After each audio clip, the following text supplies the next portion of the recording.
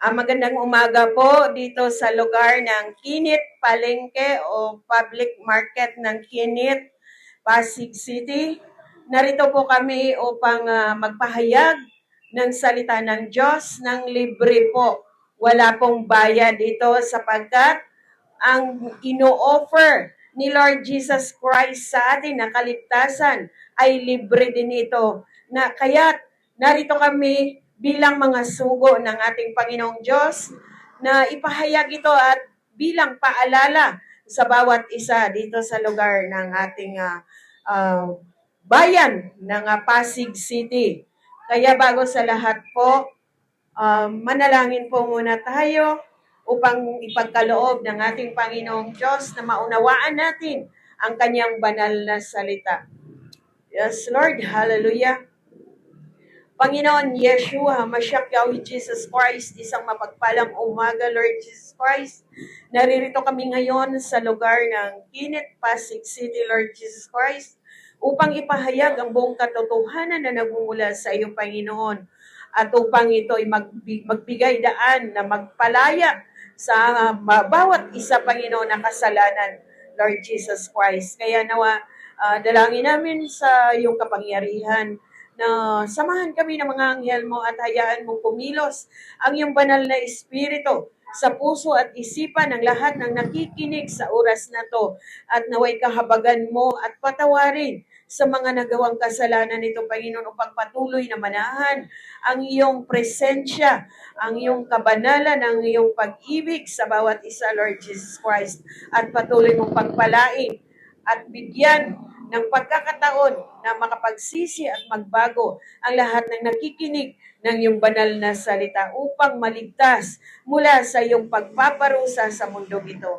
Kaya nawa, dalangin namin, Lord Jesus Christ, ibigay mo sa kanila, Panginoon, sa lahat na naririto, Panginoon, na may tanim sa puso't isip, Panginoon, ang lahat ng mga nakikinig ng iyong banal na salita ay pagpapalain mo ito, Panginoon. Kaya tinataas namin ang lahat ng papuri, pagsamba, pagluwalhati sa dakila mong pangalan, Yeshua, Mashiach Yahweh Jesus Christ, to God be the glory. Amen. Mga kapatid, kami po ay isang end-time evangelist na nagpapahayag ng salita ng Diyos.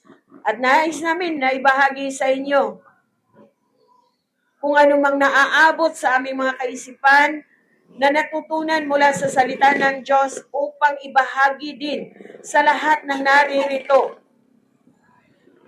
Ang ating Panginoong Diyos ay nananawagan sa bawat isa na tayo'y manumbalik na sa Kanya at bigyan natin ng pagkakataon, oras o panahon na tayo ay makipagrelasyon sa ating Panginoong Diyos na walang iba kundi si Yeshua, HaMashiach Yahweh Jesus Christ.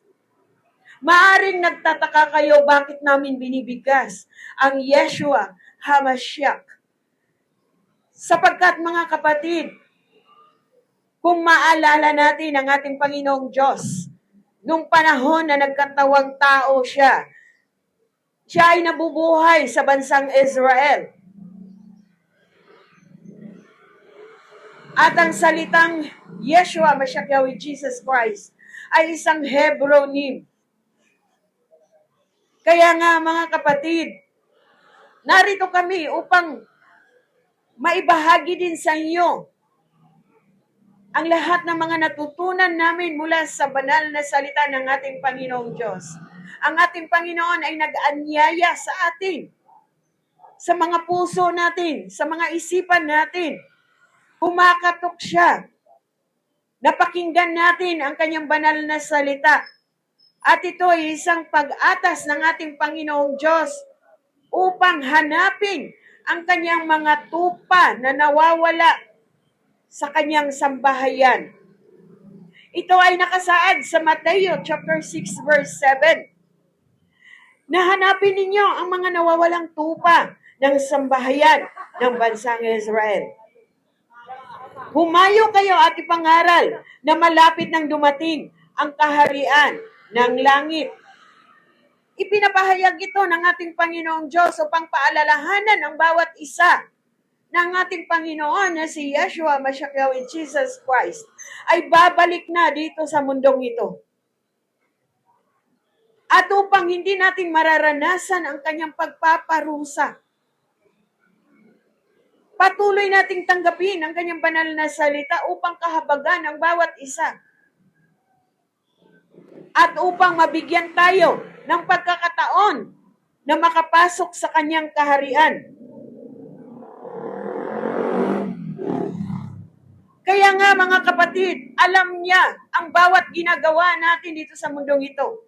Wala tayong maililihim sa ating Panginoong Diyos na makapangyarihan.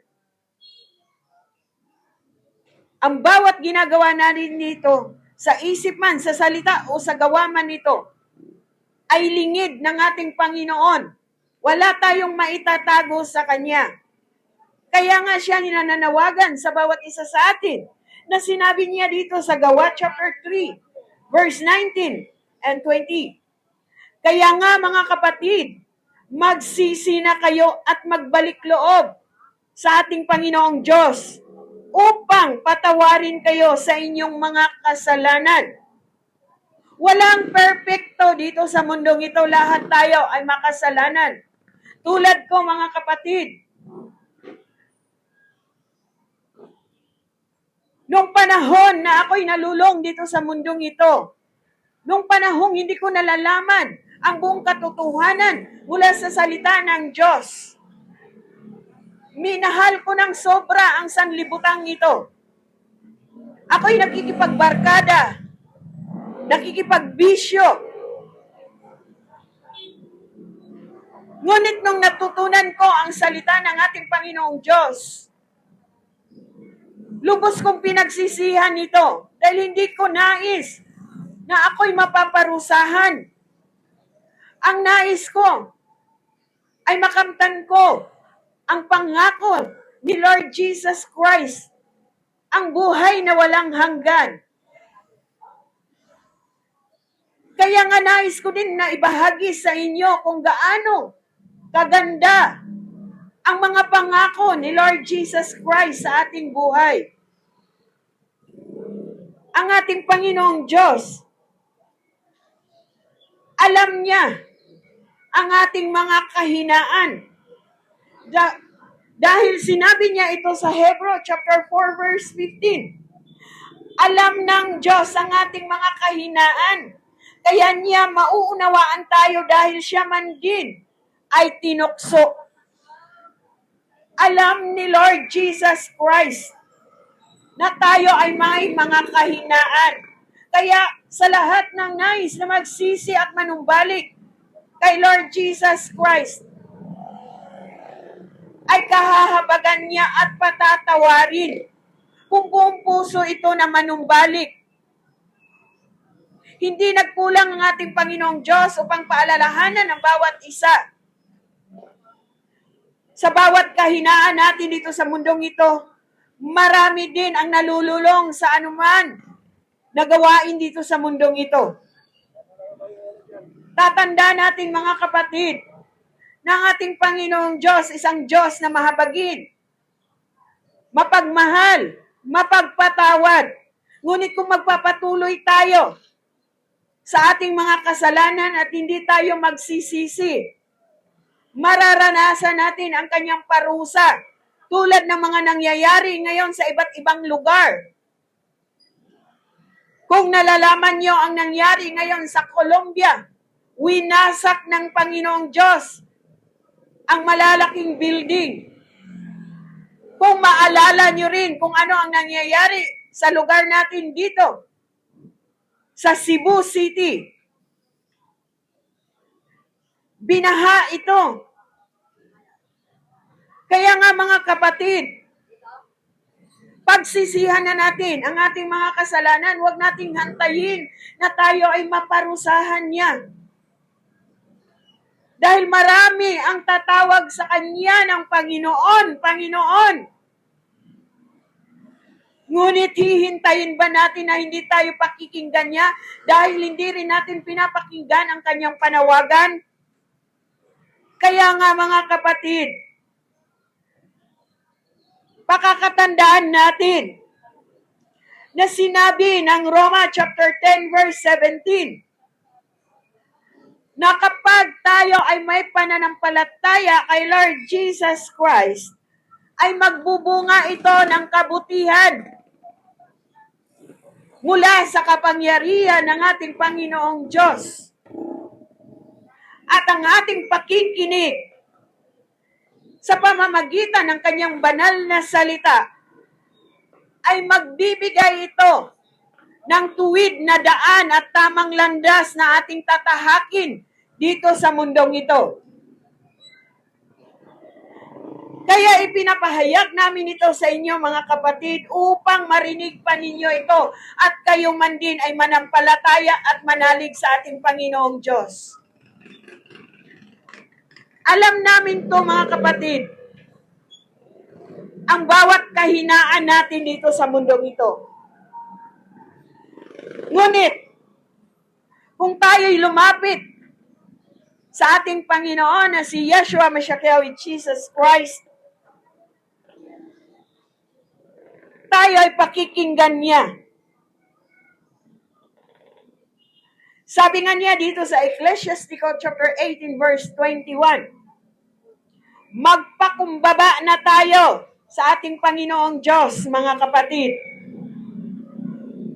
Bago pa man tayo dapuan ng sakit at magbalik loob agad, bago malulong sa kasalanan. Huwag nating hintayin na tayo magkasakit pa dahil maparusahan tayo, saka natin maalala si Lord Jesus Christ.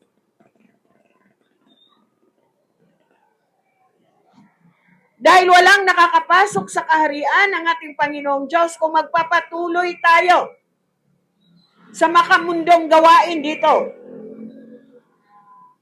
Kaya nga, nananawagan ng ating Panginoong Diyos na bigyan natin siya ng panahon na basahin ang kanyang banal na aklat o sambahin natin siya sa banal na espiritu at katotohanan. Mga kapatid, ang ating Panginoon na si Yeshua Mashiach Jesus Christ ay hindi madaling magalit. Siya ay tunay na mahabagin at handang magpatawad. Subalit, tandaan natin to, mga kapatid, hindi niya ipagsawalang bahala ang ating mga kasalanan. Kung ano man ang ating mga ginagawa dito sa mundong ito.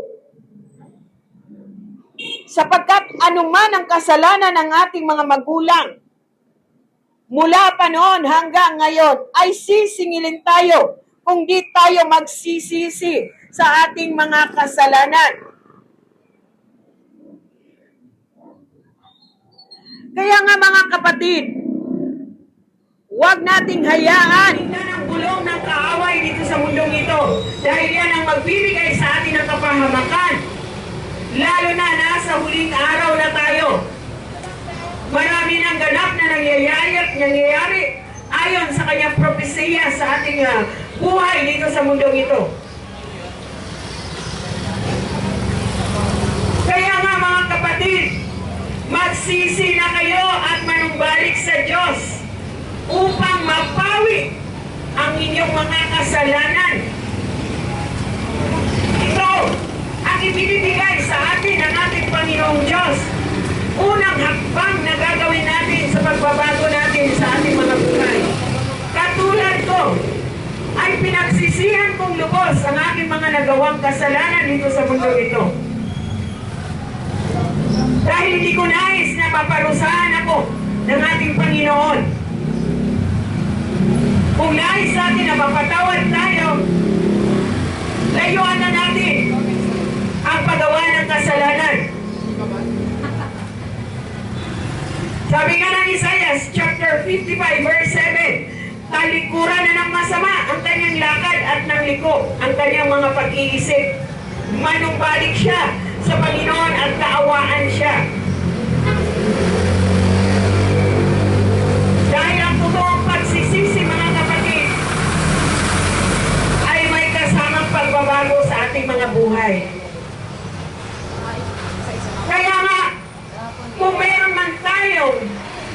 nagawa dito sa mundong ito, pagsisiyan na natin ito at lumapit tayo sa ating Panginoon na si Yeshua Mashiach, Jesus Christ. At ipahayag natin ito.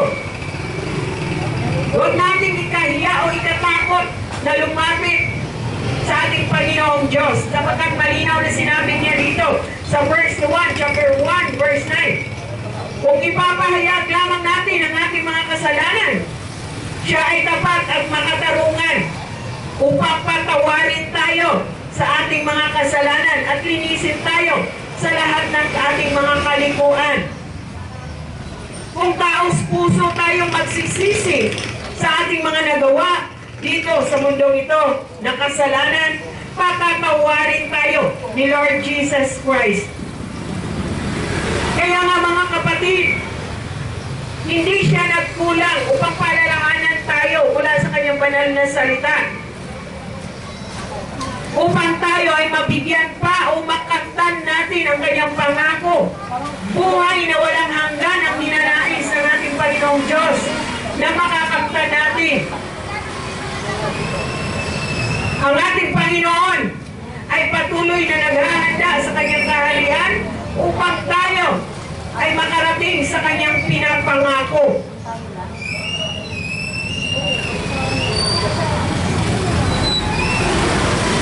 Kaya nga, sabi dito sa Kawikaan, chapter 8, verse 4, kayo'y tinatawagan ko, pinagpalingki ng mga kapatid, tao ng sandaigdigan, para nga sa lahat itong panawagan ni Lord Jesus Christ na manumbalik na tayo sa Kanya at lumayo na tayo sa paggawa ng kasalanan.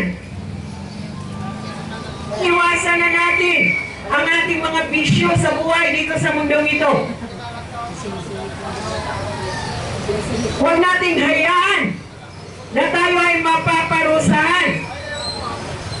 Kaya nga sinabi na Pahayag chapter 22 verse 7, makinig ang may pandinig.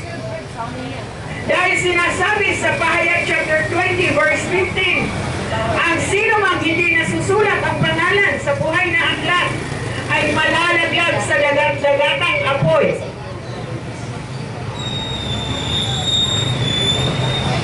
Kaya nga sinasabi ni Lord Jesus Christ na makinig kayo.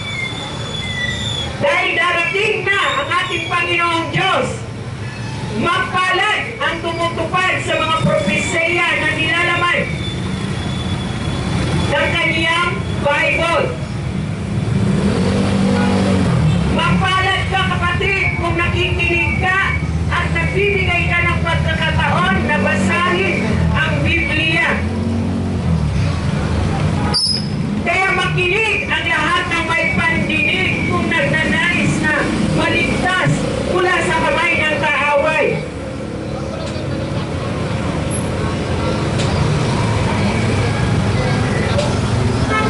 Sabi ng Colossus chapter 1 verse 28, yan ang dahilan kung bakit ipinapangaral namin si Lord Jesus Christ.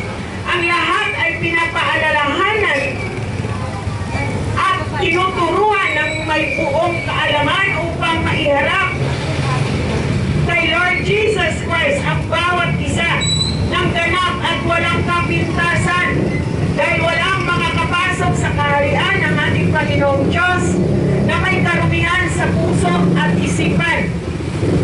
Walang makakapasok sa kaharian ng ating Panginoong Diyos kung magpapatuloy sa paggawa ng kasalanan.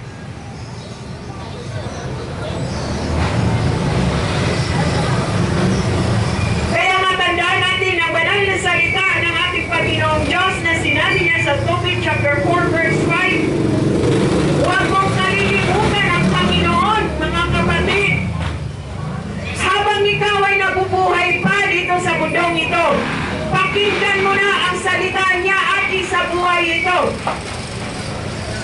Kung nagnanais tayo ng kaligtasan, bigyan mo ng pagkakataon na pakinggan ang bawat salita ng ating Panginoong Diyos. Sumunod ka sa mga utos niya at iwasan iyong buong buhay. Gawin mo ang mabuti at iwasan ang landas ng makasalanan.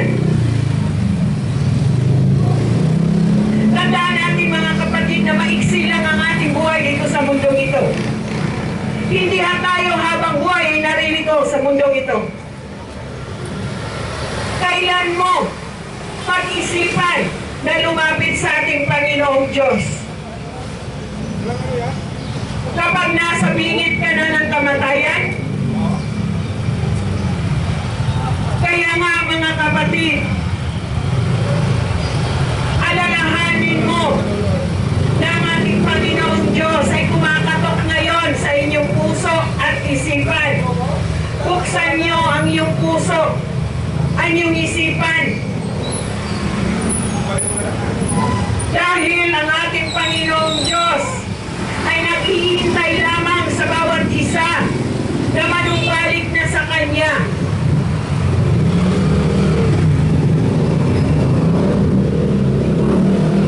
Sabi nga ng Solomon, chapter 2, verse 5, ang buhay natin ay lumilipas na parang anino lamang dito sa mundong ito. Hindi natin alam kung bukas makalawa ang susunod na araw ay buhay pa tayo. Dahil kayang-kaya ng ating Panginoong Diyos na bawiin ang ating mga buhay. Ang araw ng pagkamatay ay hindi maiiwasan. Nakatakda na yon at wala nang makapagbabago. Kaya nga mga kapatid, habang may pagkakataon pa tayo, ito ay isang panawagan, minamahal namin na mga kapatid dito sa lugar ng Kinip Palengke. Kapag mayroon tayong Biblia sa ating mga pamamahay, huwag na nating hayaan na matutulog lamang ito at mababaliwala. Kundi bigyan natin ito ng pagkakataon na basahin. Bigyan natin ito ng oras na basahin upang malaman natin ang buong katotohanan na magpapalaya sa ating mga kasalanan. Kaya nga mga kapatid, pakinggan niyo ang panawagan ng ating Panginoon na si Yeshua Mashiach Jesus Christ. Manumbalik na tayo at pagsisiyan ang ating mga kasalanan. Suriin na natin ang ating mga buhay kung naaayon ba ito sa kalooban ng ating Panginoong Diyos.